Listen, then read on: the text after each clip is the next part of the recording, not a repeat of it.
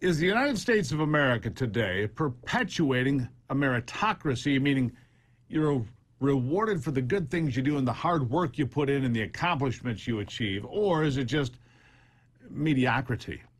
If you trust the polls showing President Biden's approval ratings in the low 30s, and I bet you probably think they're lower than that like I do, well, then you understand it's mediocrity. Because mediocrity is the hallmark of socialism everywhere it's ever been tried.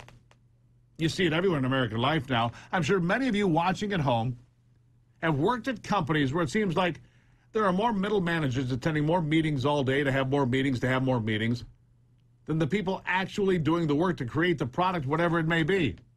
Now, why is that? A number of reasons, including our entrenched leadership class, or as the deep state, as it's known. And the deep state has definitely outed themselves since the 2016 election, now haven't they? But the problem is we don't make much in America anymore. Well, except for beer and potato chips. We make a lot of beer and potato chips. Walk down the sidewalk and look at the other folks. You'll see I'm right. For other things, we rely heavily on other countries to do it for us. So really, most of our workforce is dedicated to digital rather than physical labor. Back to the sidewalk. You got it. We'll talk about obesity in a future program. But that brings me again today to Elon Musk. You see, Musk, born, by the way, in South Africa, is one of the few people living in America, and yes, he's a citizen here as well, who actually still builds things. Great things. He builds things for a living, and he's gotten pretty good at it, in fact. Here he is discussing the problem with American companies back in 2020 when he spoke to the Wall Street Journal. Listen. My advice or my recommendation would really be spend less time on finance, spend less time in conference rooms, less time on PowerPoint, and more time just trying to make your product as amazing as possible. I think there might be too many MBAs running companies. There's the MBAization of America, which I think is maybe not that great. There should be more focus on the product, the service itself, less time on board meetings, less time on financials. The financials, what's the point of a company at all? Why even have companies? It's like a company is an assembly of people gathered together to create a product or service and deliver that product or service. And sometimes people lose sight of that. A company has no value in and of itself. It only has value to the degree that it is an effective allocator of resources to create goods and services that are of greater value than the costly inputs. Now, have most companies you've worked for operated like that? Because I can tell you, the places our elite have worked, that's not quite how they operate. Not even close. But to be honest, most of the elites that think they can tell us what to do and how to create companies and how companies work have never actually worked anywhere. Ever. Except in government. And that speaks for itself. And that honestly is one of the reasons why our leadership class feels more disconnected from the idea of America and the American dream than at any point in my lifetime. That's why Hollywood film director and producer Michael Bay said that he felt the American dream has been twisted and it's disappearing. He also said he thinks that America has lost its can-do spirit. And unfortunately, in many parts of America, that seems to be true. And I just want to show you one more thing to demonstrate my point. A Cadillac commercial. This is great. It was aired back in 2014, back when President Obama was in the Oval Office. This commercial got so many people in this country so angry, and it doesn't make any sense. I want you to watch it. I want you to think about it. I want you to evaluate it and say, what's there to get upset about? Here it is. Why do we work so hard? For what? For this? For stuff? Other countries, they work, they stroll home, they stop by the cafe, they take August off. Off. Why aren't you like that? Why aren't we like that?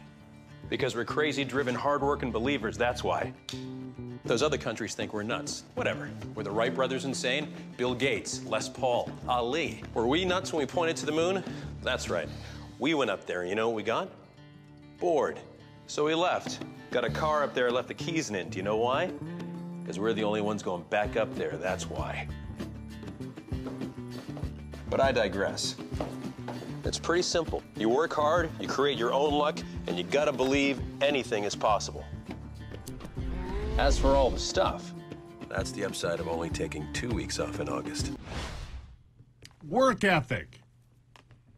That's the thing that's changed so much in my life, work ethic. Hard work pays off. 90% of life is showing up.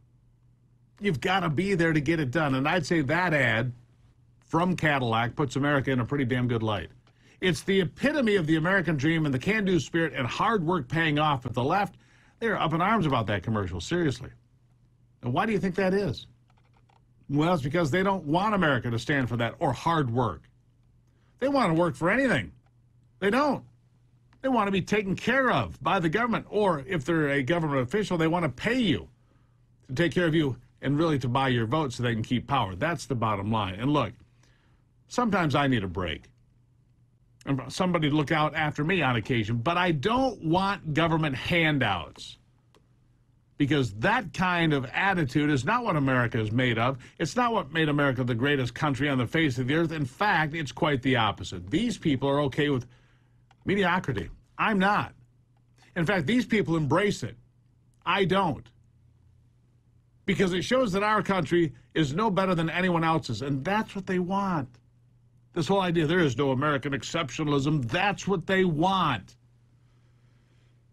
And the left has been spoon-feeding that to people for an entire generation or more. America's no better. Tell that to the tens of thousands of people coming across the southern border every month, soon to be every week. Do they think America's great? It would appear. Why else would they be running across the border? Which brings me back to Elon Musk, the man born in South Africa, and his attempt to buy Twitter. Musk is trying to bring back the freedom of speech to this massive social media platform. And much like the American can-do spirit, the leftist elites in our country, they don't like freedom of speech. It's dangerous for democracy, they claim, which is strange, because freedom of speech is the basis, the foundational principle of this country. Freedom of speech, freedom of religion, freedom to assemble, these are all enshrined in the First Amendment of the United States Constitution, which is something most of these folks have never read. You see, the reality is it's dangerous for them, because they know when their ideas are exposed and challenged, they'll fold like a cheap chair or fall, like Biden trying to walk upstairs. I know, I said it. A CNBC contributor tweeted this story out from the New York Times. He said Twitter CEO Parag Agrawal is in danger of losing his employees over how he's handled the Elon Musk buyout bid. Here's how part of that Times story read. They write about the all-hands-on-deck meeting Agrawal had with Twitter employees and shared it this way. Some employees expressed frustration that Mr. Agrawal had not been more forthcoming as Mr. Musk first began quietly buying up enormous amounts of the company's stock. Other employees suggested Mr. Agrawal should be tweeting more to counter Mr. Musk's aggressive tweets, and still others. They asked what a takeover would do to their stock compensation and to the company's culture. The company's culture is like something you find in the back of your refrigerator 6 months past its due date. The company's also known to be inclusive. Given the stories of racism in the Tesla facility, you see, they had to do it. They're genetically incapable of not doing it. There it is. Another cheap shot, another smear job, trying to paint Elon Musk as a racist. Again, that's all the left has. It's their trick. It's what they keep going back to. Call people racist or a Russian agent. When your ideas are getting crushed, go to the tried and true. Smear your opponent. Attack them. Tell the world how awful they are. It's the progressive way. Not the American way, the progressive way. But these Twitter employees are apparently very stressed out. They're just stressed out about this. So much so that Twitter gave the entire company a day of rest, a day off to help them decompress. I'm sorry. I had to decompress. How many days to decompress are single moms getting today? You know, the ones working 2 jobs just to pay for Joe Biden's out-of-control inflation and and keep their families fed. Are they getting a day to decompress? Hell no. These twits at Twitter also complain that Elon Musk has ruined their calm focus week. You've invaded my inner peace. And so what? Suck it up, Buttercup. That leaves me with a question. What did these Twitter twit employees even do all day?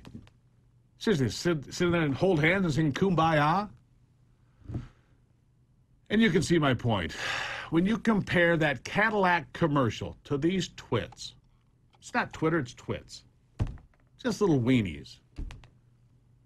Shaking in their boots over the big bad Elon Musk. Because Elon Musk does what? Great things, creates Tesla, SpaceX, and a host of other companies. Because Musk embodies the American can-do spirit, even though he's a South African and an American now, too. He embodies that Cadillac commercial's entire theme, and that is hard work pays off. In America, we work hard. We do great things. That's the entire approach of Elon Musk and that commercial. And Twitter embodies... What the hell does Twitter embody? The opposite, I guess. Not much. A bunch of crybabies. He's mean.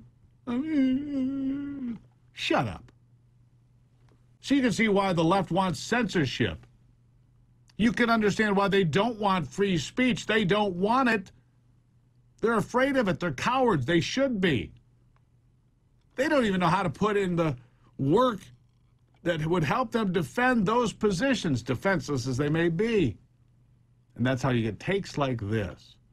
From MSNBC's Katie Turd. There are real and devastating consequences for using that platform to lie. And we've seen it. We've seen it happen. I wonder, you know, when talking about this, it's, you know, it's kind of funny. Oh, Elon Musk wants to buy it. But there are massive life and globe altering consequences for just letting people run wild on the thing. I got an idea, Katie. Cancel your Twitter account and move to Canada. I'll buy the ticket. Deal? It's also the explanation for why we keep electing completely incompetent and sometimes incontinent people to high office like this guy.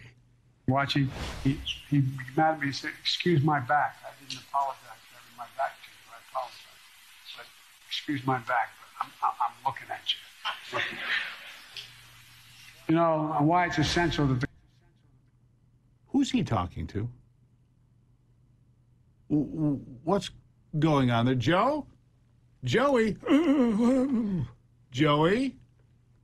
Back here, big boy. Back here, Joey. Now, I don't want to make fun of senility issues. Well, maybe a little. But the President of the United States clearly doesn't know where he is or what the hell he's doing. And he's the guy we're told is steering the ship. Good luck to us. Is it any wonder we're hitting an iceberg or running aground? No. We're lucky he hasn't sank the thing yet. But just remember, these are the people that are fighting us for the control of this nation today. These cowards, these corrupt individuals, these progressives, often called Democrats, the only thing they have over us is they're willing to fight dirty, to smear your name, to break the rules. But that's wearing thin. It doesn't work forever. We're seeing evidence of that right now. And if Elon Musk can help level the playing field just a little bit, we stand a better chance. And I'm willing to bet on people who know how to work hard, visionaries, people with big ideas, because that's what America's supposed to be, a place where we do big things, great things with big ideas. And I'm willing to support people that will put it all on the line for America and American principles, people like Elon Musk, and principles like the freedom of speech. God bless America on this Good Friday.